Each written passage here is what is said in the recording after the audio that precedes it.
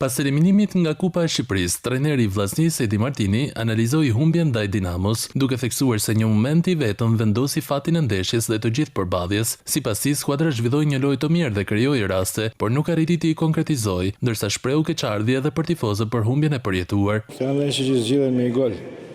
Më vjen keq sepse djem luajtën mirë. Krijuan raste, duhet i shfrytëzoshim.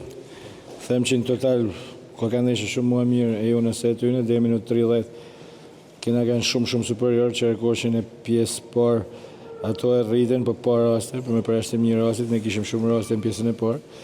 Pjesën e dytë e filluam me marrë më tepër, luajtëm më mirë, po atë me rastet tona.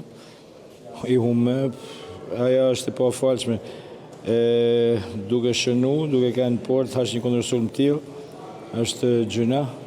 Më vjen keq për djemë, vjen keq për tifozët që ishin në stadium.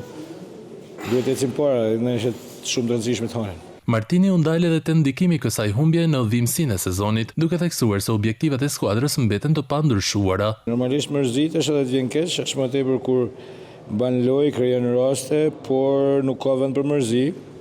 Kampionati është fokusi jonë primar, pavarësisht se e doshim me kamulje edhe finalin e kupës, nuk e arritëm, megjithatë i them djemve të çojnë kokën lart sepse bën një ndeshje të mirë, pa çka se disa gjëra të vogla bëjnë diferencën, ashtu siç pësu me golin, nuk duhet ndodhte, mund shënoshin në një pozicion tjetër, po ashtu siç na dëmtuan, ishte e pafalshme. Pavarësisht eliminimit nga Kupa, nga Vllaznia kërkohet reagimi menjëhershëm, pasi përpara ka një tjetër sfidë vendimtare, ku Çeblu do të përballet në transfert me Elbasanin në një ndeshje direkte për garën e titullit kampion. Ky takim pritet të ketë peshë të madhe në ecurinë e kampionatit, ndërsa Vllaznia synon të rikthehet te rezultatet pozitive dhe të ruajë vendin e parë në tabelën e klasifikimit.